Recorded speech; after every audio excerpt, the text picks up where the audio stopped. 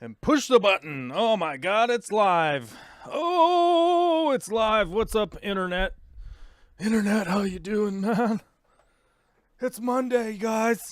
It's Monday, and it's still snowing. It's still snowing here. OMG. It's still snowing. In 2023, it's still snowing, guys. We've got the hail coming down. We've got the snow coming down. Then it kind of warm up. And then it's kind of raining a little bit. And then the snow come back again. And then the snow goes away. And then it's raining a little bit. And then the snow come back again. So, you know, like, what are we supposed to do? It's never-ending winter up here in the bright and shiny, sparkling Pacific Northwest. But, needless to say, somebody will come in and go, I've got 10 feet of snow on the ground and it's negative 5 billion degrees because I live on Neptune. And you know what? You are correct. It is colder on Neptune than it is where I'm at. You're right. I'm sorry. I'm sorry. I'm sorry. I'm so sorry, guys. And by the way, if you live in Buffalo, New York, I was watching, somebody sent me a TikTok of being stranded in Home Depot for 52 hours because of a blizzard. They got locked in. They got locked into a Home Depot. I think they ran down there to, I don't know what they were doing. They were probably like picking up some barbecue stuff or whatever crap they sell at Home Depot. You know, I'm only there 6 days out of the week. You know how it is. They were probably down there just trying to pick up some barbecue tongs or something and then got stuck at Home Depot for 52 hours. And it sort of was an illustrative TikTok because it had all of the plot lines, right? It had everything that you would want out of a story. There was a beginning, there was a middle, there was an end. At the beginning, there was, oh my God, this blizzard's insane. And then it was, whoa, this blizzard is, you can't even leave. Then it progressed into what was they were doing at Home Depot, their sleeping arrangements at Home Depot, and then finally escaping the Home Depot, right? Which there was a part in that TikTok that really stood out to me. It was the sleeping arrangements. First off, there was a person sleeping on the pink foam board. That is an insulation product that I would not recommend sleeping on. That doesn't seem like a good idea. Then somebody was sleeping on boxes of power tools, and somebody else was sleeping on a pallet. Now, I've got a problem here. Folks, with this TikTok that I saw. If you are trapped in a Home Depot and you can't leave, you are surrounded by lumber, building materials, and tools and whatnot. And I would have to say, tough luck to the Home Depot Corporation. But I'm going to use those power tools and I'm going to use those building materials and build myself a proper bed. If I know I'm going to be there all night, guys, by the way, you've got all night to build the dang thing. And apparently they were stuck there for 3 straight days overnight. I would have made myself a bed. At the very least, I would have pilfered the picnic furniture. You know what I mean? The backyard furniture. I would have gone in for some of that. You know what I mean? And I thought it was quite odd. That nobody built a bed while they were there. You know what I mean? I would have done it. You would have done it. The people that watch this stream, you guys are very industrial, crafty people, and you would have done it yourself. You would have handcrafted a beautiful bed to sleep on. I know you would have. Aubrey has a great point where the bathtub's already taken. That is a good point. Maybe snuggle up in a bathtub. That's a good point. That's almost a kind of a ready-made bed, although it would be short for me, and that would be uncomfortable, realistically. Maybe somebody has one of those really big bathtubs, and then you could get in there. But yeah, I thought it was odd. But yeah, needless to say, it's not Buffalo, New York here. We don't have 20 feet of snow piled up on top of our heads. But yeah, it is snowing and cold, and when it's 14 degrees out, I feel like it's cold. I don't know about you, but that's how I feel, and I go, oh God, it's freezing. But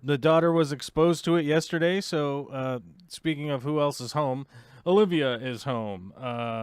Yesterday, the Au-Bear, Miss Olivia herself, had a play date with one of her little tiny friends, and they went over there, and then her little tiny friend woke up this morning with a fever, was not feeling well, and their mom contacted us to let us know that was going on, and then they thought, well, we should probably test for COVID, so they did, and then it turns out it's positive. So, yeah, Olivia's back home. Hopefully she didn't catch it. Maybe she was just around it and didn't catch it. Fingers crossed, my guy.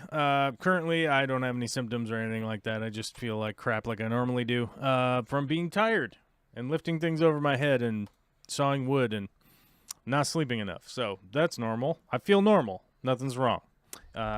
So fingers crossed everything's fine and she doesn't get it again. Although she has had it twice already. So, you know, you just stick your hands up in the air like this. Like, I don't know. What are we going to do? What are we going to do? You know? So we'll see what happens. Hopefully she's immune. She is vaccinated and stuff. And as you guys know, I had it in like October. And then I was kind of like putting off getting my vaccine because they said you're supposed to wait a while. They said a minimum of 60 days, but likely 120 days is a good time to get your vaccine. And then I kind of lost track, so I got to go get vaccinated fairly soon. Kind of kicking myself that I didn't do it earlier this month, but what are you going to do? Hopefully I'm still immune, some kind of immunity or whatever. I don't know. We'll see how it goes. I assume Dad is on duty to protect Mom. Wait. Oh, well, either way, yeah, there's no protecting Vicky. There's no protecting Mom. She was over at their house all day yesterday while I worked on the fish room. The new fish room project is coming along, and I've got I've got some video shot for the update this week. We'll see how editing goes with the kiddo here, because that means I have less time to edit and stuff like that. Because like earlier today, I was going to record some voiceover, and somebody just kept busting in here. And, you know, when the daughter's here, when the daughter's here on like a sick day, like today, she ends up having the tablet because Mom and Dad are working. And so the tablet is always playing stuff on it, like the This Is Halloween song from featuring Jack Skellington and the other Halloween, like Oogie Boogie and all that. You guys know what I'm talking about. Are there other websites like Aquabid to buy and sell fish? I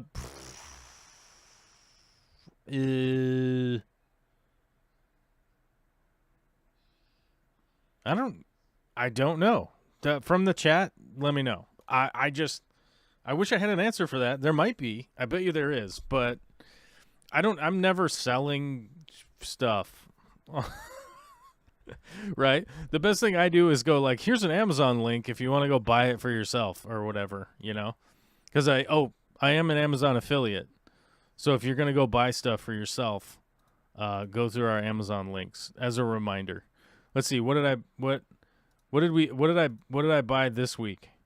Oh, this might actually be really useful for fish tank people. Okay, here we go. I bought one of these this week. Very important for saving. Okay, so check this out. This thing right here reams out a plumbing hole, basically, right? You got a plumbing fitting. It's glued together. You can cut the old fitting off, right? You can cut the old fitting off and ream out the fitting hole and plug a new pipe in there. So the reason for that would be for crap like this. Let me see. Okay, let's go to the let's find the valve. So like this thing right here, where's the 2-inch one? We need the 2-inch varietal. This one here. Does this one have a 2-inch? 2-inch. Oh, crap. They don't even have a price. I was going to show you a link. I got to go over to this one. Maybe this one has a price. 2-inch. Availability? Yeah. So here's like, here's a perfect example of this right here. These gate valves are currently $143. They weren't this expensive before. I recall them being expensive, so I looked up our old order sheets. They used to be like $28 to $35. Now they're $143. So that first link, which by the way, these are Amazon sponsored links, okay? The first link is the tool to save yourself from throwing away this fitting, this gate valve, right? You can cut the pipe off at both ends and then remount the old pipe from the inside there, and then thusly save this fitting because you can re-glue a new pipe right back in there. Yeah, so that might be useful for you guys if you guys have plumbing and stuff. Those reaming tools go all the way down to like, I think they go down to at least a 1/2 inch. They might go down lower than that. They might go to 3/8, but I don't know. I feel like if you get down to 3/8, probably just buy the new fitting. It's not that expensive.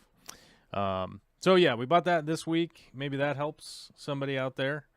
There's a 1.5 inch one, a 3-inch one, a 2-inch one, a 1/2 inch one. Yeah, 1/2 inch is kind of the smallest it goes.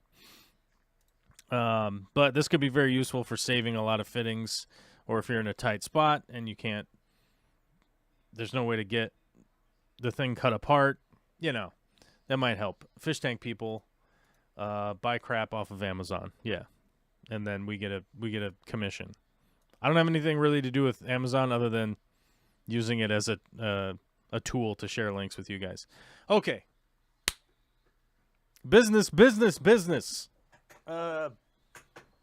a member today. It's very important. It will make you faster, stronger, smarter, more beautiful. It'll give your skin a luxurious glow. None of these are guaranteed. They are just they're just statements that I made as a joke, right? So become a member today. It will help support me making you more content. Basically, you can become a member, and then once you become a member, you can call in just like Steve. Steve, are you there? Hello. Oh, God, there he is. There's Steven. Okay, Steve's in on the commercial now. Steve is a sponsor. Not only is he a sponsor, he's a member of the club. So become a member today. You can gift memberships to people. Like Steve has gifted lots of memberships to people because he's a very generous individual, and you know he wants you on the team. That's basically, he wants you on the squad. Okay, he wants you to squad W. You know. And now that we do that, you can hit the like button. That's free. You can subscribe. That's free. You can share it out. That's free. Anyhow, moving on. Stupid commercial over. What's up, Steve? What's going on? It's Monday, dude. Do you have pants on or not? Yeah, I got pants on. They're pretty dirty pants because I just got home from work not too long ago.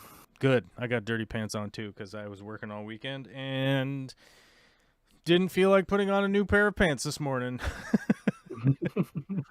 You know how you're like, you know how your wallet and your keys and your belt and all that crap's still on your pants? Oh, you yeah. know, and you're like, these pants are still good. Oh, yeah. I mean, it's going to take you like 5 minutes to get it all transferred to a new pair of pants. You can't be wasting that kind of time. It's a lot.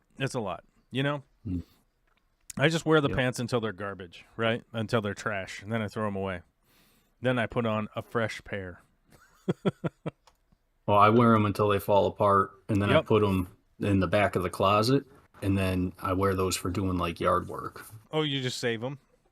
Actually, I can 100% agree with that because I have a bunch of pants like that in my closet. I don't actually throw them away. I'm like, this material could be used for something, which the new house where we moved here, our neighbor, one of our neighbors here, is an old seamstress. She was like a professional seamstress. Apparently she used to make luggage, furniture, custom clothes, did all this stuff. Wow. So when I initially met her, she was like, oh, I'm old retired lady. And, if you got holes in pants or something like that, just bring them by, $10, I'll fix them up. And I was like, yeah, okay, whatever. And then one day she was like, no, seriously, if you got some pants or whatever. And so I was like, let me go dig in my closet. So I pulled out like 4 pairs of like effed up pants. And she went through and meticulously patched every hole, front to back, up and down, all the knees, like made new patches for all the knees that are all blown out. And I can't say that I wasn't impressed, because I was very impressed with the quality and how tenacious she was about like patching every single hole. You know, there's no more breezeways in my pants. You know what I mean?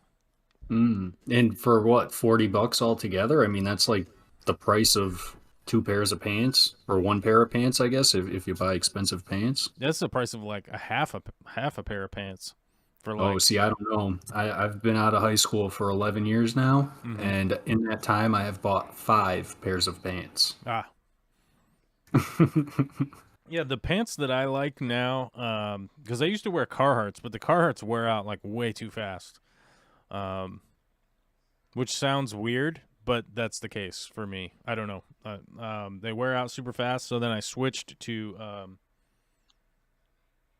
those the fire hose pants, the Duluth ones, um, Mm. which I liked those, but they like wore out pretty quick. A, and then B, their pockets are all janky, so whenever you sit down, like crap will fall out of your pockets, Uh, which drives me nuts. It's yeah, you like can't have that. it's like, hold on, let me get a picture. Pocket, men's work pants pocket. Let me find.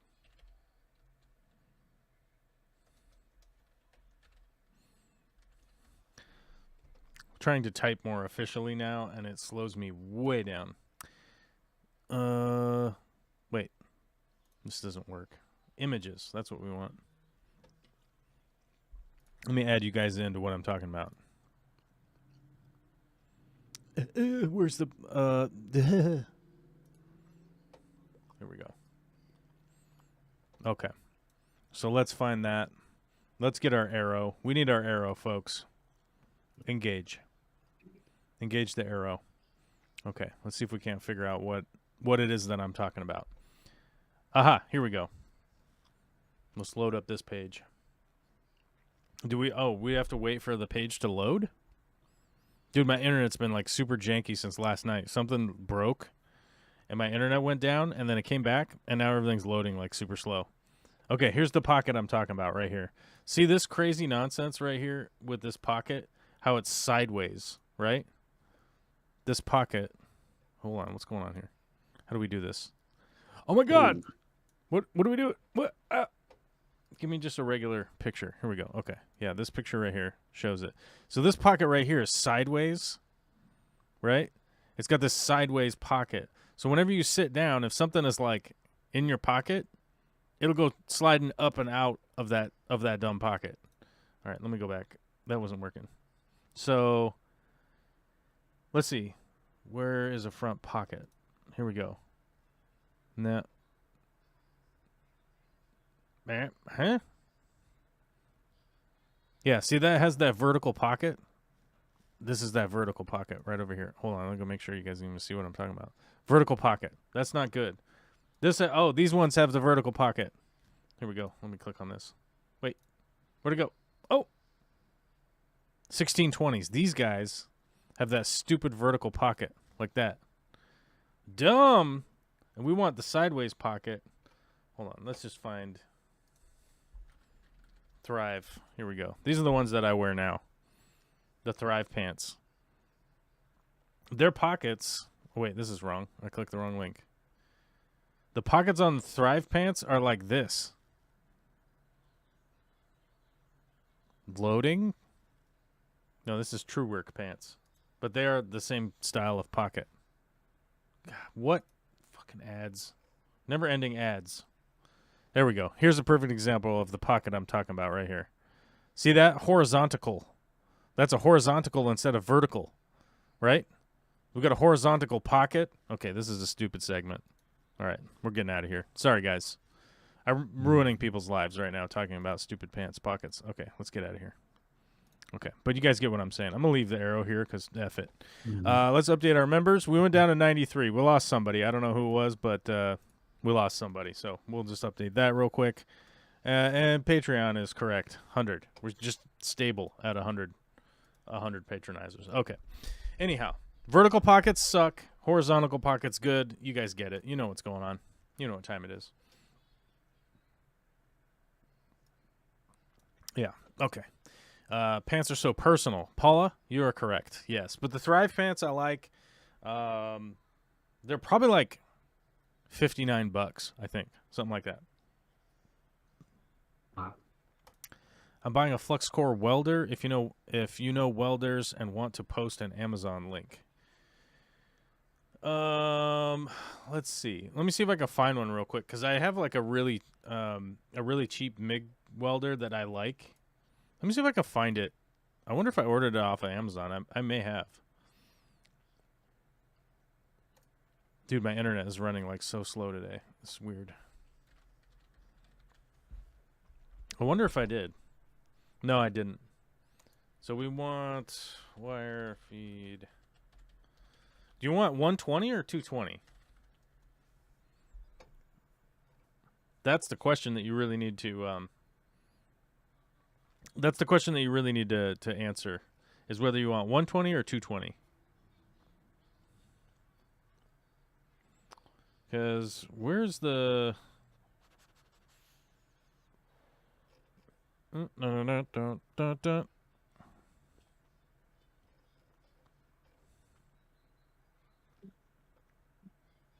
Where is the welder that we're looking for?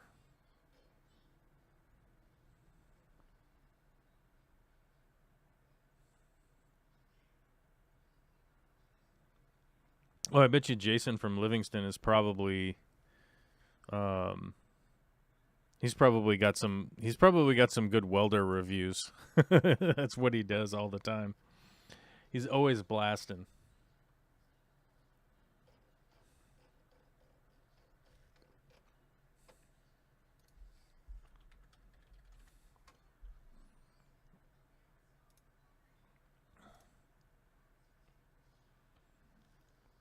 Listen, Bentley, the next challenge is a dress with pockets. Oh, that's a good point. Oh my God, I finally found some pants with pockets to wear. And then I changed my purse for a phone wallet that fits in my pocket. And let me tell you, I feel so light. Yeah, I don't know. I don't know how women have lived with purses forever. It makes not a lot of sense to me.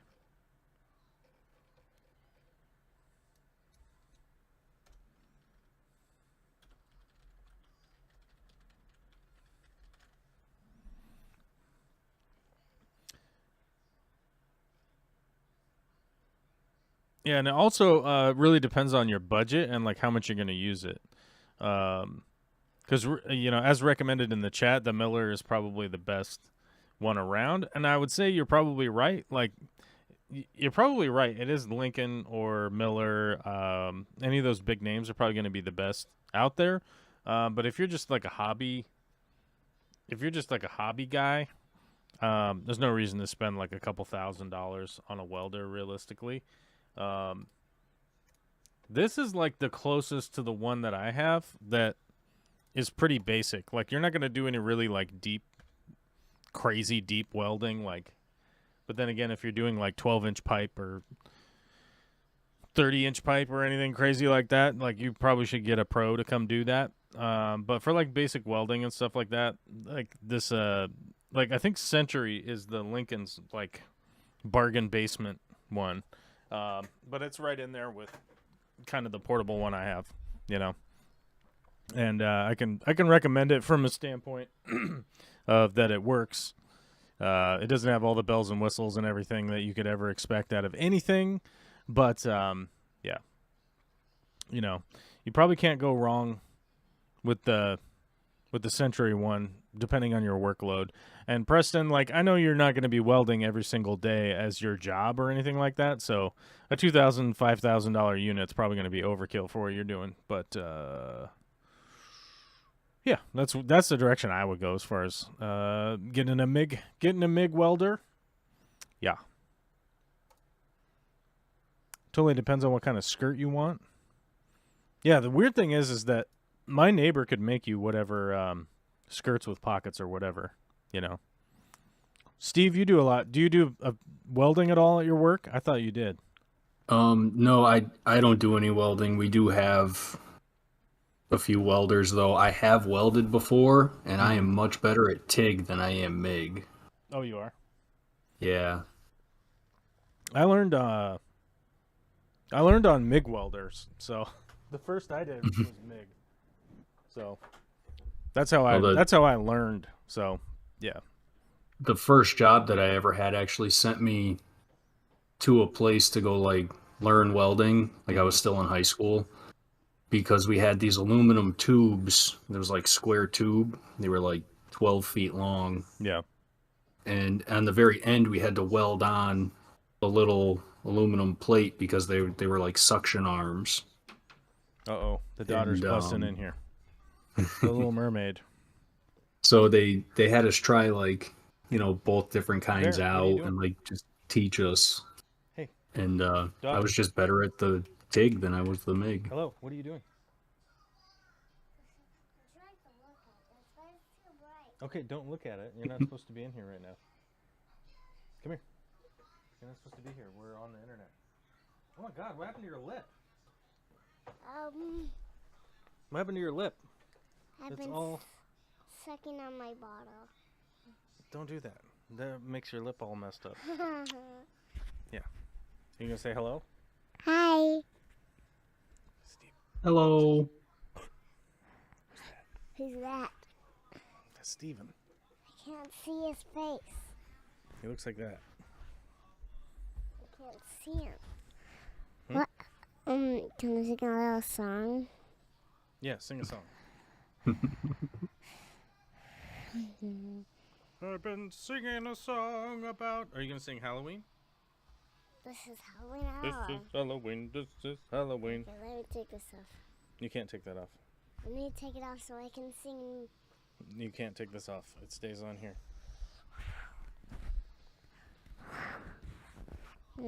Yeah? Are you gonna sing? What are you gonna sing? Okay. This is Halloween. Okay. Bring it up. This is Halloween. This is Halloween. That's all the. That's. Everybody's waiting for the big surprise. Surprise! I don't know the rest. Okay. All right. Can you go back outside, please? I'm gonna get something. Okay. Head on back out. Whoa! And close the door. Oh. She's on the loose. What are you getting? What are you getting? Hello? Do you have words? She doesn't have any words, guys. She's lost her words. So what are you going to do? What are you going to do about it, dude? Steve, what's the baby update? Is it brewing still? Oh yeah. Yep. All the way up until like May 7th is technically the due date, but you know, we'll see. It's the current due date? Yeah. You know, it could be a little before then. As long as it's not the weekend before then, I'll be happy. Oh, that's right. What was it? Was it Racing Begins, right? Yes. Yes. The local short tracks, the opening weekend. The opening weekend of the local racing. Yes. Yep. Any other racing I could get on the TV, but it's kind of hard to help change tires through the screen, you know? Yeah, like if you're not physically there. Yeah. Yeah. Yeah, that could be the problem. What is going on in the chat? Good evening from the UK. Oh, Anthony. Well, good evening. Oh, that's right. It is late. Aquatic amateur addiction. I wonder if Huawei is going to drop in. I don't think so. I would doubt it. I switched from belts to suspenders. I suffer from no sass at all. Switch from a belt to suspenders. Okay, that makes sense. Yeah, I don't think I could do the suspenders thing. Like, I hate wearing suspenders even on my tool belt. Although I have transitioned from wearing a tool belt all that much. Like I don't wear a tool belt all that much anymore. I transitioned to bags. Like I learned, I don't know. I met some guys in the trade that are like they're wearing the giant tool bag all day.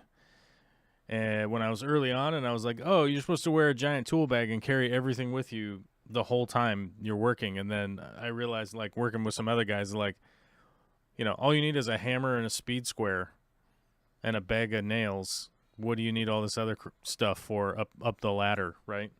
And I've switched over to that, and that seems to work out a lot better for me because I don't like carrying around 90 pounds of tools all the time and then having suspenders on. I think it's the suspenders thing that gets me. So, but I gotta say, about personal. a year and a half ago, I bought a pair of suspenders. Mm-hmm. They're phenomenal. Oh, you're in it? Oh, I am in it. I'm skinny, and you know, sometimes the belts, the holes aren't in the right places to like keep the pants on. Yeah. So if you go that one more to keep it tight, it like squishes me. But if it's, you know, the one looser one, they just fall off anyway. So suspenders, top notch. Is that working better? That's working better for you? Oh yeah, much Okay. much better. Yeah, I could never really do the suspenders thing. It just kind of drives me nuts by the end of the day.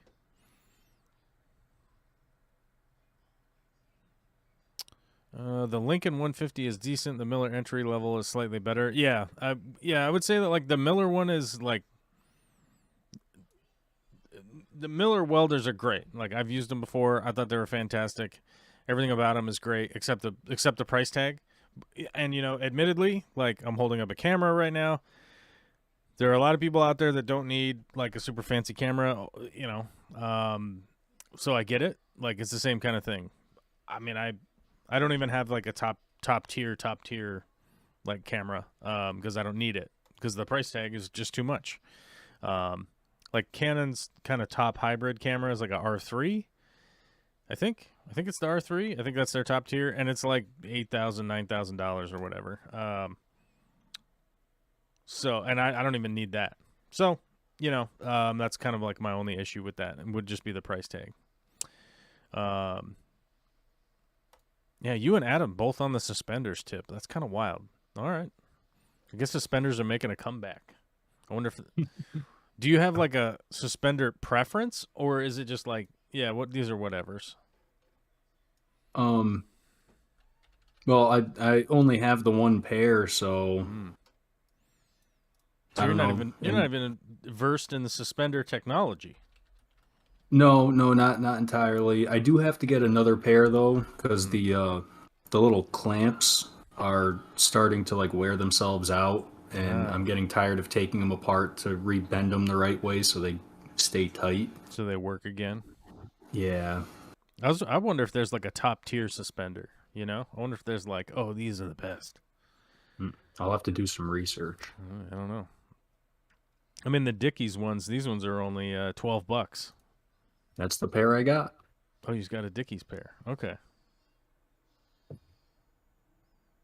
Yeah, I don't even know.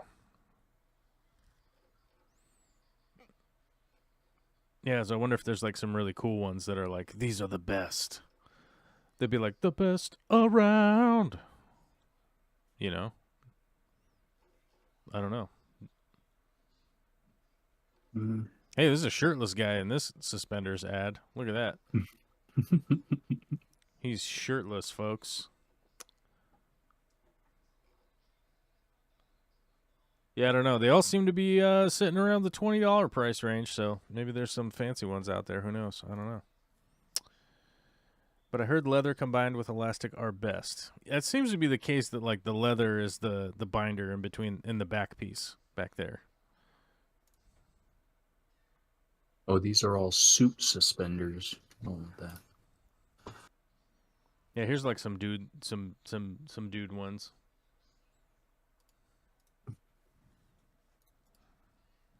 Yeah, we're gonna people tune in for fish tank talk, and we're just talking about suspenders. Heh. Whatever it is. Don't worry, guys. Hit the dislike button. It's all good. Let's see. Yeah.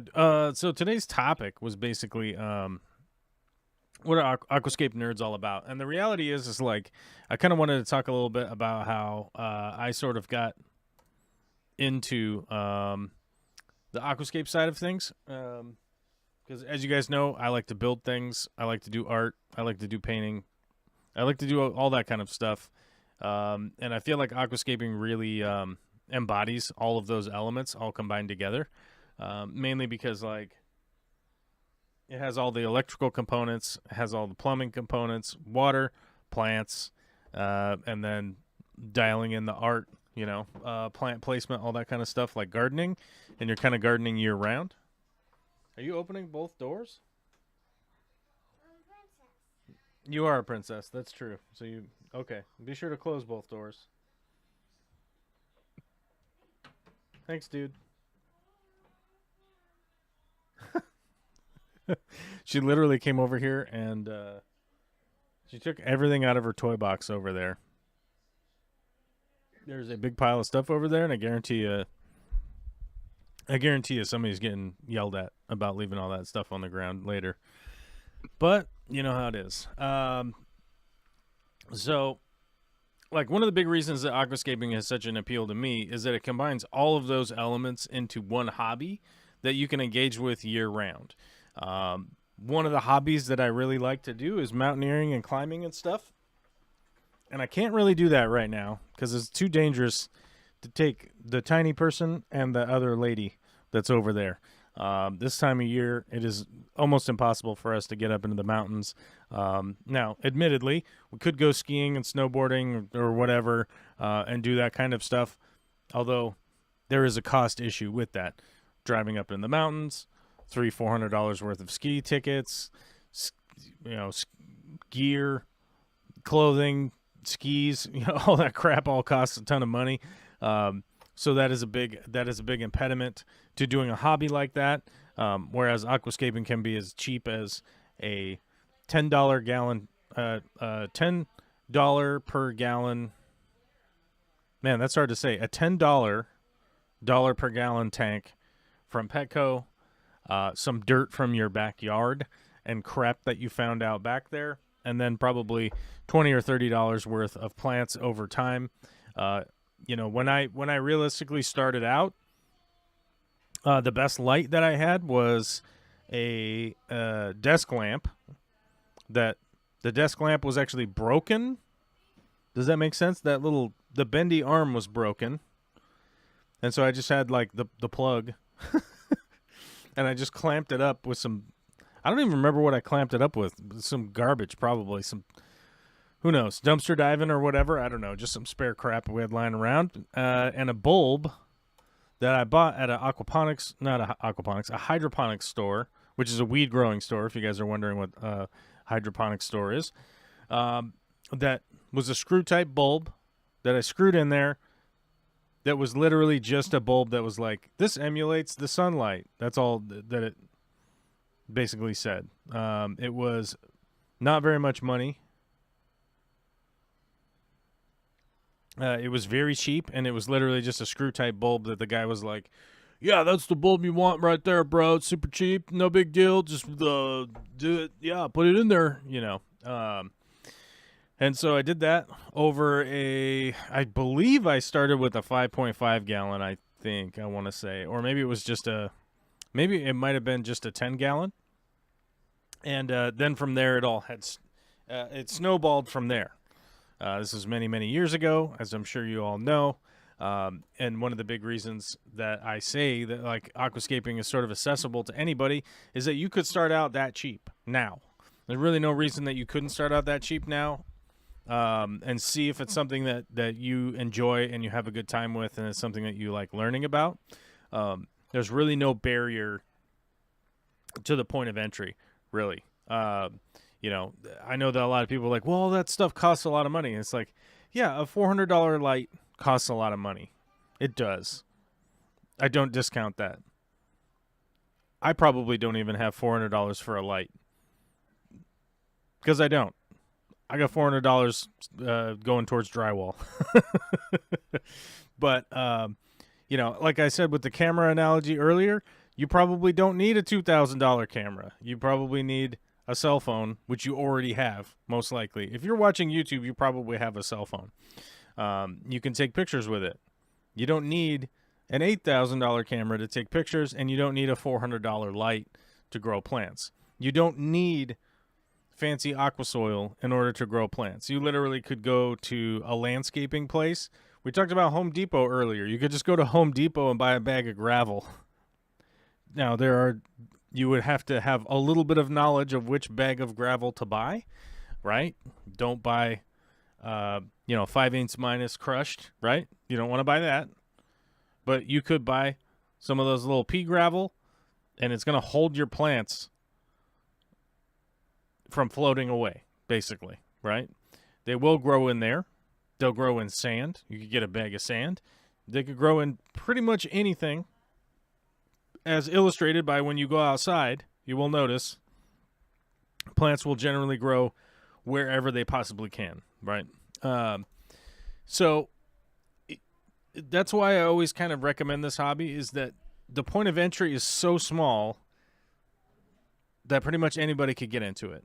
Like I talked about skiing earlier, it's a crazy amount of money to go up and like go skiing, which is why when I was a kid, I always thought it was weird that other families didn't go skiing. But my family was sort of focused on going snow skiing and stuff. Like my dad and my mom really liked going snow skiing. It was something that they very, very, very, very much enjoyed, and they put their earnings towards doing that hobby. And we were along for the ride because we were kids, right?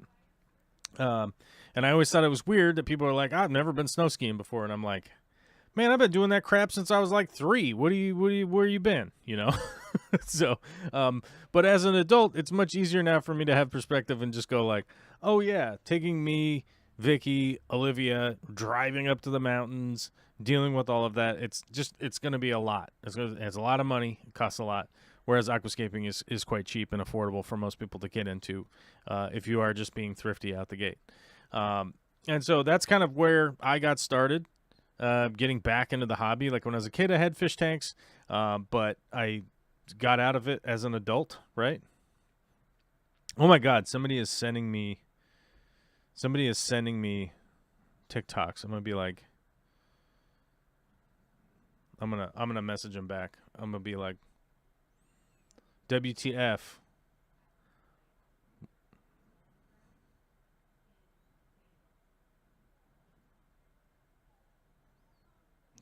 Yeah, there we go. I'm going to give him a WTF.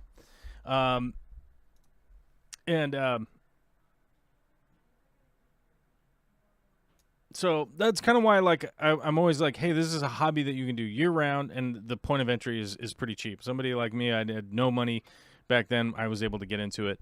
And eventually you can work your way up, and whether you want to invest money and do it or not. It would be a terrible disappointment to anybody that spent $2,000 or $5,000 or whatever to get into it, and then they find out that they don't like it. So that was ultimately kind of my point, was just to go like, yeah, just be thrifty at the beginning, and eventually you're going to work your way into it. I think you can totally do that and find out if you like it or don't like it, by that metric, right? Is that you can get in pretty cheap, you find out if you like it. If you don't like it, you get out for pretty cheap. So, yeah. We had a couple of kids at the store that would just come in with their allowance, every 2 weeks or whatever, and they'd have $40, and that was what they had, Yeah. Super cheap. Even kids could afford it.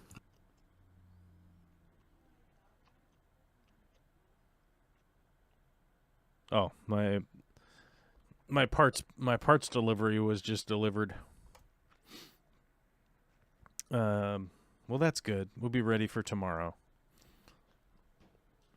It's good that the parts come in on Monday, because then we'll be able to work on Tuesday, right?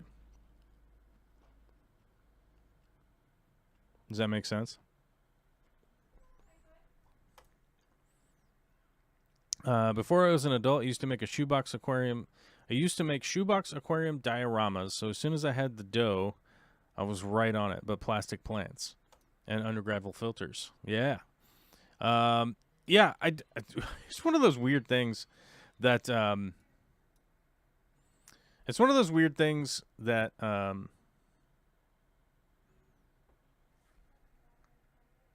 what's the word I'm looking for here? It's one of those weird things that was like a disservice to the hobby. Like when I was a kid, was plastic plants, even silk plants and stuff like that.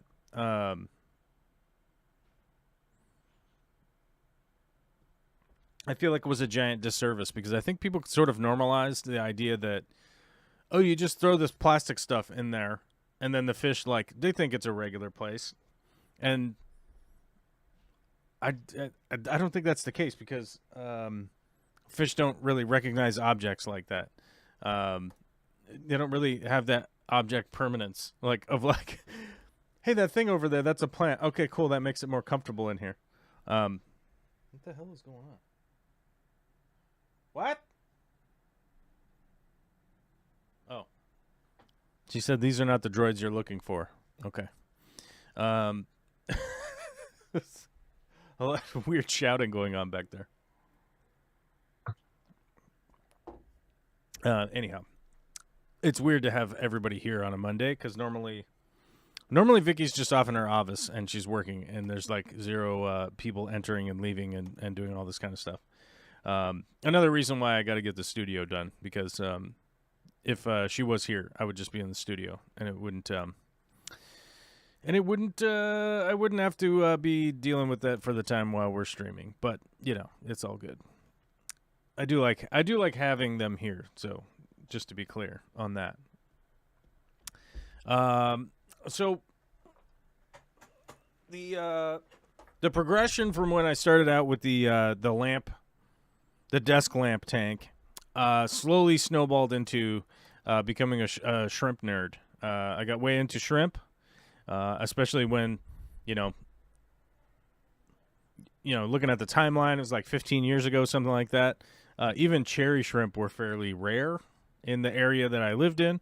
So if you were somebody that had really nice red cherry shrimp, you could sell those lickety split. $5-6 a shrimp, stuff like that, right? And so I got into shrimp and I started breeding shrimp. I started breeding betas. Betas were my big fish breeding project for a long time. And doing that was enough to fuel my hobby on a regular basis. So about every month and a half, I would gather up fish. I would gather up shrimp. I would try to gather up plants, but nobody would ever take plants. But I realized that people would take shrimp and people would take fish if I was bringing them to stores, right? Now, there's a couple of local stores that you get a little bit of a relationship with the owners, and you go like, hey, what day can I bring them down?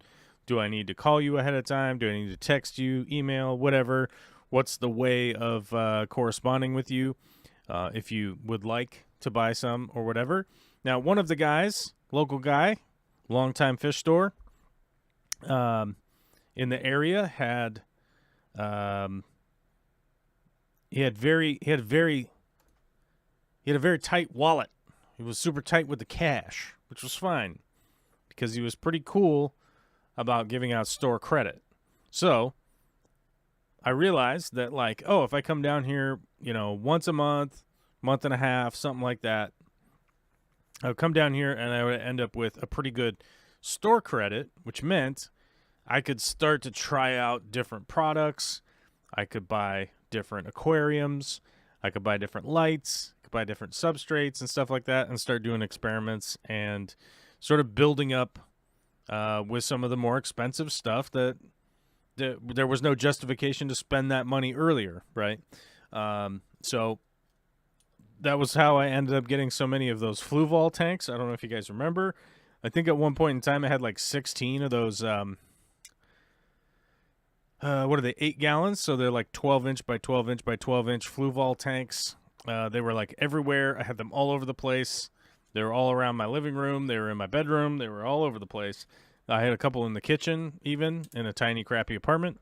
But that's basically like one of the methods that I realized that, like, even if there doesn't need to be a cash exchange going on, that I was doing something of value that people recognized as a valuable product. Now, I wholeheartedly believe that there's still a market for that, although nowadays you have to kind of do it a little bit differently because a lot of stores don't want you just bringing in and dumping a bunch of stuff off on them as far as like plants go. But there's a local market out there, whether you're posting on Craigslist, Facebook, Aquabid, whatever it is, wherever you're putting it, you can get the word out there, and you could probably even ship some stuff, although I wouldn't recommend that for the average person. There's just like far too many things that go wrong in shipping stuff, and if you're somebody who's just starting out, you're really going to be setting yourself up for way more drama than I think the average person is like ready to deal with, because not only are you dealing with customer service, you're dealing with electronic payments, you're dealing with shipping, and then like what dates to ship it, if you need a heat pack, if you don't need a heat pack, how much do heat packs cost, how much does the shipping cost, all that kind of stuff. So I wouldn't recommend the average person to get into shipping, but there is a local market where you can go meet somebody, sell them some of your plants, get a couple of bucks in your pocket, and that can probably end up fueling your hobby. But as far as like the fish and the shrimp go, there definitely is a market at like local stores. I have caught wind of people selling to Petcos and stuff like that, Petco, PetSmart, but I don't know about all that. And it really depends on the location that you're specifically going to. One thing I found out is that like Petco and like every location is different as far as what fish they keep, how many fish they keep, what tanks they have for sale, all that kind of stuff. It's like it's huge. It varies so dramatically from store to store that I wouldn't count on it being like, if I'm in Washington and I'm, somebody in Alabama is like, I was at my Petco and they didn't even have a fish tank. Like, I don't know, dude. I haven't been to every single one. I don't work there. Don't really know about the workings. But one thing I do know is that local fish stores will almost always accept purchasing local aquaculture stuff if you are set up ahead of time and you like talk to the right people ahead of time. If you are the person that just walks in with a bag of stuff, you're going to run into a problem because they're probably not ready for it. They don't know what you have. You haven't like had any kind of negotiation on a price, none of that kind of stuff. And you're just standing there literally holding a bag. Hey, Steve, do you have people that come into the local store there with just like a bag of fish? Have you ever noticed that? Oh, yeah. Yeah. All the time, almost daily. Right. And they almost always get, I don't know how to like phrase it, but you almost get like the raw end of the deal because it's like, did you talk to somebody before you brought this in here? Like right. you brought in 6 red-tailed catfish. Like, we can't take these. Right. Yeah, definitely not those. But, we have a couple of people that regularly bring stuff in that we've been working with for a long time, which is great. But then, there's other people that come in like, hey, I broke my tank down and I can't keep these 6 fish anymore. Like, oh, okay, thanks. Yeah, we'll take them. And then there's other people that come in and is like, oh, well, my guppies had like 10,000 babies last night and I'm going to bring them to you because I don't want them. And it's like, well, we don't want them either. Right. You didn't call. You have to call. Come back tomorrow and call us before you come. Yeah, you got to contact somebody. And like every store is going to be different because every store is run by a completely and owned by a completely different personality. So there's not like one way to do it, but you definitely need to approach them ahead of time if you're expecting a purchase or something, or even just to drop off and be like, I don't want these fish anymore. Which, I saw, I forget what store I was at or whatever, but I saw this happen at a store where somebody came in, they wanted to sell the fish that they were getting rid of. I think this was at Red Sea. I think that's where this was at. And the owner was like, yeah, I can't take these fish. And they just left them there. Like We've had that happen a few times. Yeah, they just like left them on the counter like, well, it's your problem now. Like, I brought them here. I'm not taking them. I'm not taking them with me. Like, Oh. Oh, these are the people that leave a kid at the fire department. Okay, I get it now. Takes That all was how I kinds. ended up with I had a sun cat and a Jack Dempsey and a firemouth. Wow. And that's how I ended up with all three of those. Um, the firemouth ended up not making it, but the sun cat and the Jack Dempsey, I think I had those for like 2 years, 2.5 years, something like that. And then when we moved just recently in October, I wasn't able to keep the tank. So, I talked to the guy that runs the store and I was like, look, I ended up with them because they just got left here. We didn't have the space for them originally. I'm going to put one in that tank and I'm going to put one in that tank. And that's how it's going to go. And he was like, well, I'm not happy about it, but yes, you could do it. Right. But both of them ended up selling and they're doing great for the people that have them. Well, the weird thing is like when people just bring it in and they just leave it there. Because I know that like, Red Sea, somebody brought in their aquarium, their stand, their skimmers, their filters, all this equipment, a full-on reef, buckets and buckets and buckets and buckets of coral, like live coral, and rock and live rock. Right, just brought all this stuff to the store, and they were like, "Yeah, I want like $5,000 for it."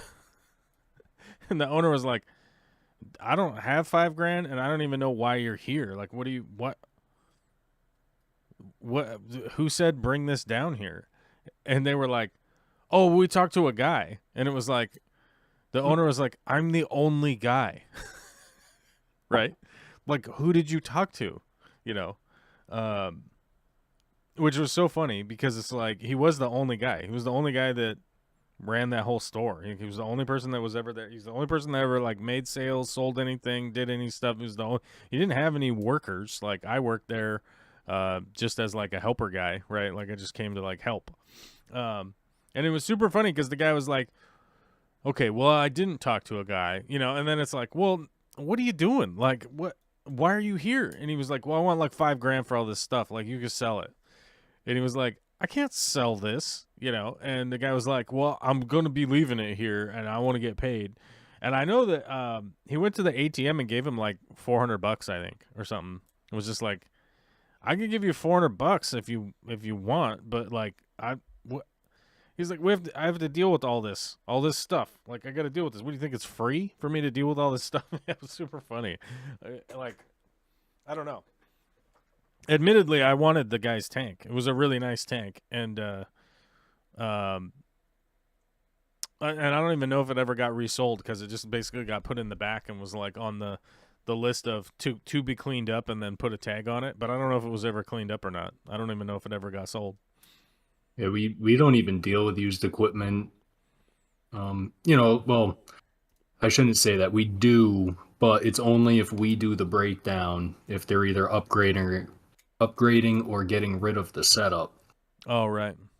And then we'll bring it back and clean it up, and it goes on a pretty heavy discount.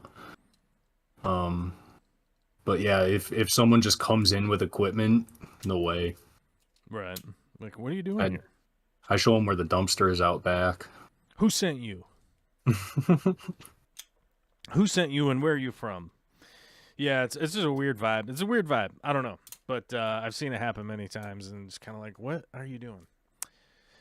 But just like the average person, as you know, Steve, it's like the average person could start doing like some breeding projects, some small time stuff and things like that and pay for your hobby. I don't think you're ever the chances of it like becoming a career are pretty slim, let's be honest. And there's a lot of things going to be in the way of making that a profitable, like a business venture or whatever. And like one of the biggest issues is like one of the biggest obstructions is like cash flow, right? Like, do you have enough cash to even like do a business? And it's probably not going to be generated by the the breeding project itself, right? If you're talking about something that makes $300 a month or something like that, like that's not enough money to run a business. So that's going to be the biggest impediment. But then on top of that, like the other biggest impediment is if you're somebody who's starting out and you think like, oh, I'm just going to bust in here and start making money. It's like, well, you don't have the years of knowledge and experience to like recover a business from as things like get effed up, right? Like you could have a good run of breeding some shrimp.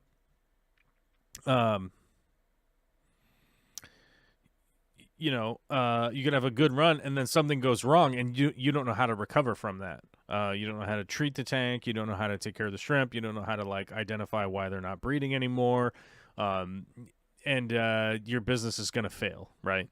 So like even if somebody wanted to invest and help you with the cash flow problem, they'd be like, wait, you've been doing this for 3 months or 2 months or something? Like they're not going to be dishing out money for somebody who's at that point, right? So those are going to be the biggest impediments for like somebody who's like trying to start a business.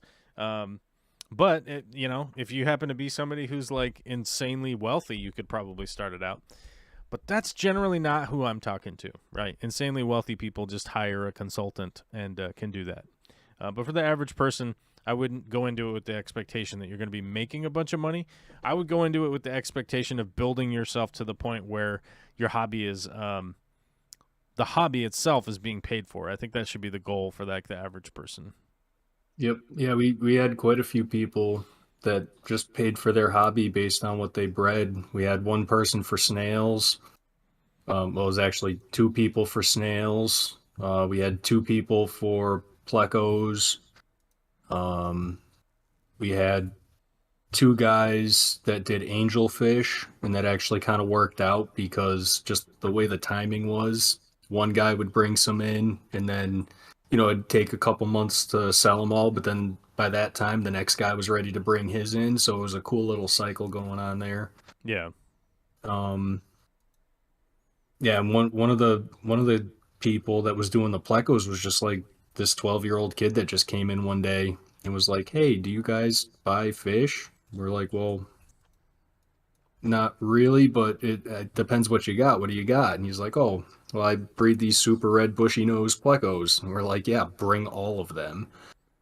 And he did that for like 2 years. Worked out good for him. Really? And then, oh yeah. Oh, we could sell those things. We could get 15 of them in and they'd be gone in 3 days. What else did we have? A couple of different people doing rainbow fish. We had some people doing killies for a little while. There was a guy that bought probably 12 different kinds of apistos from us, and he would bring in the fry every now and then. The shrimp are just so cheap from wholesalers now. We don't really have too many people bringing those in. But yeah, we had quite a number of people that it just paid for their hobby. They'd come in, they'd get some food or a couple of plants. Sometimes they'd pick up some different kind of fish or something else. A lot of coral people too. That's how they pay for their saltwater side of it. They just let their corals grow out, frag them up, and bring them in. Mm-hmm. Yeah, I mean, the coral game, if you can get into fragging your coral and have like consistent growth with coral and stuff, that can be a spot where you could make a lot of money, because you're definitely talking about a much bigger cash pot, I guess, and like price per sale, right? If you have like some really nice Anubias or something like that, you're probably going to be lucky to sell stuff for $20-25. A coral frag can go as high as, well, thousands of dollars, but realistically, some really interesting coral frags, you can sell them for $50, $100, $150, $200 if they're the right thing that people are looking for at the right time. So the coral game is kind of different than the freshwater game because it just has such a higher ceiling than the freshwater game does. But reality is, like, I think if you're going to be that advanced into reef coral fragging and selling coral frags and stuff, you probably wouldn't be watching or asking for advice or anything like that, right? Right. You're probably already 20 something years into freaking out about your reef on a daily basis, and that's pretty much that game. One of the reasons I no longer have a reef and stuff like that is because of that. That is the kind of the main reason, is that a freshwater tank can be neglected for a couple of days and it's really not a big deal. Like, there really isn't just, like, nothing is going to have catastrophic failure if you have a planted aquarium, unless it, like, freezes into a block of ice or whatever. Like, there's just really nothing that's going to really affect it that bad within a couple days. And so I find it, like, much easier to deal with freshwater because of those reasons. That, like, I get completely busy for a day or two, and the most time I have is just to, like, sneak a peek and go, like, yeah, everything's running. Okay. Like, nothing's turned off or broken or, it's like, oh, everything's on. Okay, we're cool, and move on, and go get the other stuff done that I got to get done. Or, like, taking a vacation. I really don't have any freshwater aquariums that, like, you couldn't just be gone for 4 or 5, 6 days. And like, the most crazy thing that you have to have happen is somebody come by and add a couple of cubes of food, basically, right? Really not an impediment to that. Whereas the reef, it's like, ooh, I need somebody to come over and use this turkey baster to feed. You know what I mean? Like, there's a lot of craziness that goes into being able to just go away for a couple of days from a reef tank, especially if you're, like, target feeding coral. A lot of weird specific foods and stuff going into coral tanks or big reef tanks and stuff like that, and a bunch of everything will start hammering on each other if you're not feeding a reef tank very well. Like, if you're not keeping everybody fed, fish will start eating each other. Things will start eating coral. And then the coral will start. A lot of coral has self-defense mechanisms to release chemicals into the water. That's a problem because if that starts happening, like, your skimmer generally is going to start going crazy. Like, your skimmer overflows. Now you got water overflowing over something, so there's a lot of things that could be happening with a reef tank that is, like, ill-maintained versus a freshwater aquarium. Like, I've had planted aquariums where the power went out for 3 days, and when the power came back on, it was everyone in the tank was acting like nothing ever happened, right? Because they were just in there chilling, like, oh, it's dark out, I guess, kind of deal. So I think the only thing I really ever have to worry about is the total loss of temperature. That's, like, my biggest issue that I have to worry about where I'm at. Yeah, I gotta say, I'm pretty happy with the little freshwater tank I got right now. It's one of those Shrimp King tanks. So it's got, like, the nice solid, well, not solid, the one piece of glass that goes from the sides and wraps around the front. Mm-hmm. It's got no filter, no heater, and just a bunch of shrimp in it with a bunch of plants, a couple pieces of driftwood, and a little light.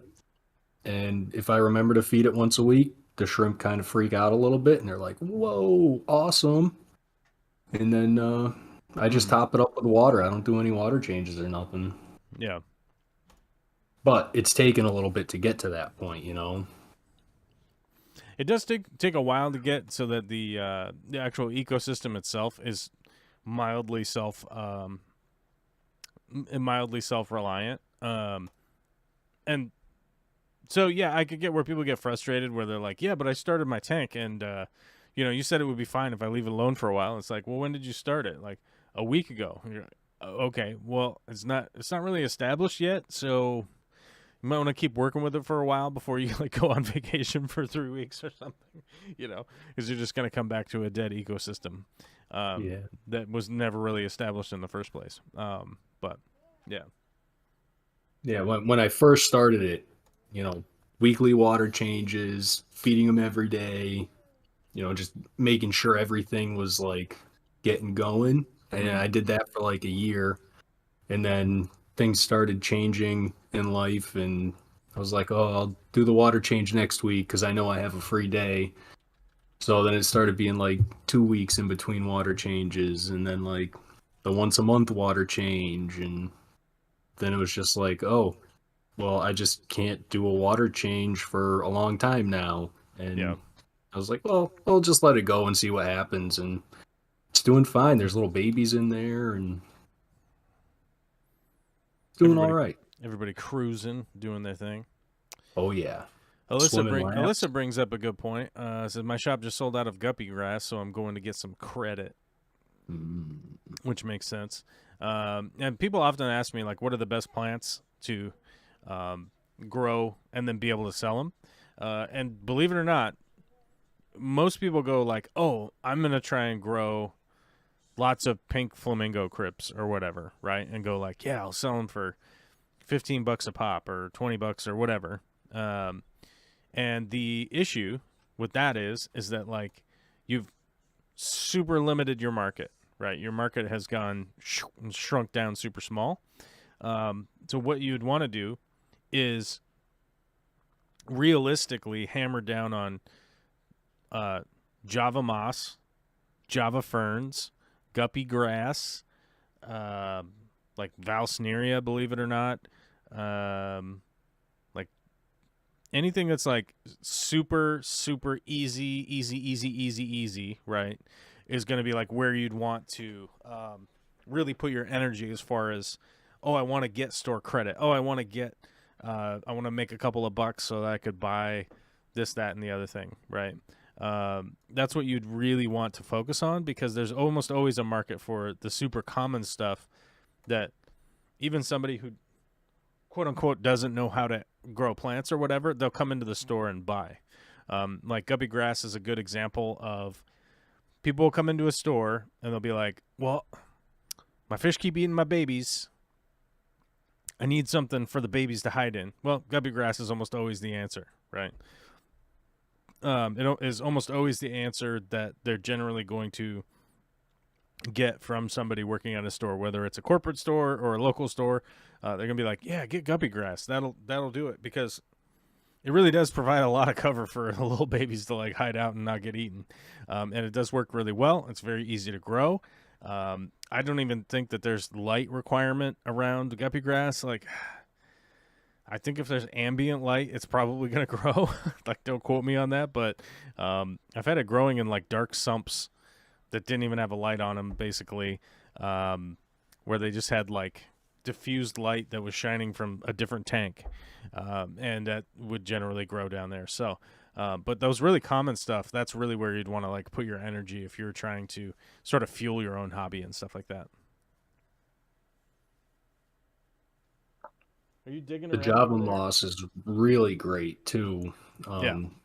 People like having the fish and then they see the shrimp and they're like, "Oh wow, that's cool. I want to put that in my tank." Like, will they breed? Can I get more of them? And you're like, "Well, yeah, as long as the babies don't get eaten by the fish, because that's usually what ends up happening." Right. But you put that Java moss in there, and those little baby shrimp, they work their way deep down inside that Java moss looking for all the little things they could pick at. Next thing they know, they're coming out and they're full grown shrimp, and now you got more shrimp.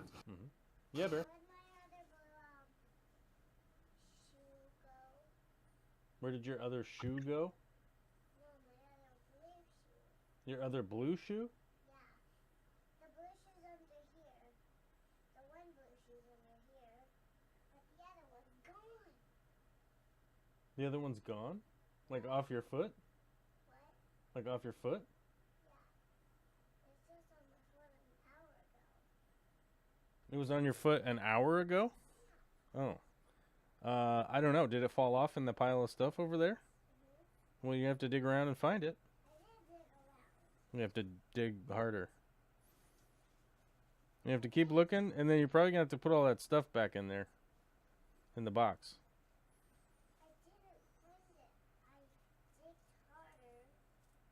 You gotta dig harder than that. You didn't dig very hard. You gotta keep looking. I already looked. Oh, there it is. It's underneath you.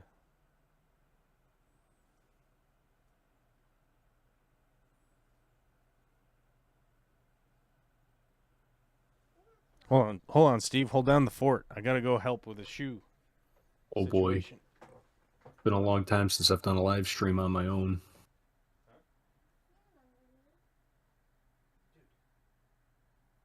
Let's see if there's any questions.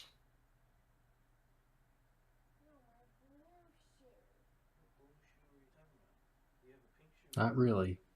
With a blue shoe under it. Yeah, with a blue shoe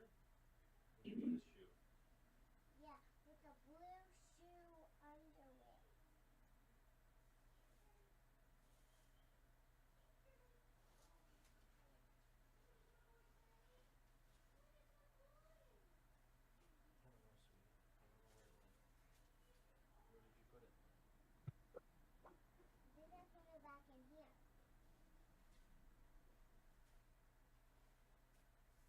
What is your favorite fish? My favorite fish, personally, it is and always will be the guppy. But if I had to choose something a little bit more, advanced, I guess I could put it, probably.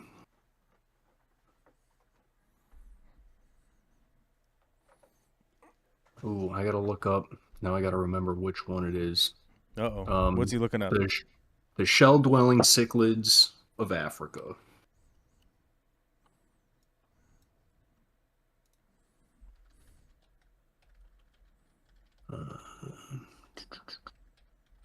Yes, the Neolamprologus multifasciatus. Yeah, those Very guys. boring looking fish, but super awesome personalities. They stay small.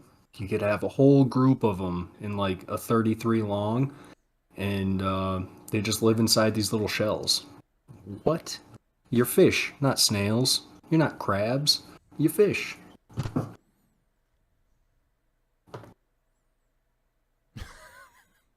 True. Really, really cool fish. Any particular strain of guppy? Well, I did get a few different kinds from Kang Lee over at Twin Cities Guppies. At a aquatic experience one year. We won't get into the details of that, but I think they were called like dragon something or other. Super, super cool fish. I might even have a video of them. Oh, do you have a video of them? What are they? I might. They're just guppies, but they were like fancy guppies that Kang Lee had brought with him to the aquatic okay. experience. All the variants that he has are pretty wild. Yes, they were super expensive. If I could say that at the very least. Was it? Are you saying it was too expensive or not expensive enough? It was too expensive for most people. I think they were $50 a pair. Oh yeah, okay. Which isn't, it's definitely not unheard of, that's for sure. No, it's not unheard of, but I think if somebody new to the hobby saw that and was like, well, I could buy those guppies for $4 a piece, or I could buy a pair of them for $50, there would be questions, you know? Yeah, that's true. Hey, Bear, can you put all that stuff back in your toy box, please? Hello? Did I see that you're busy?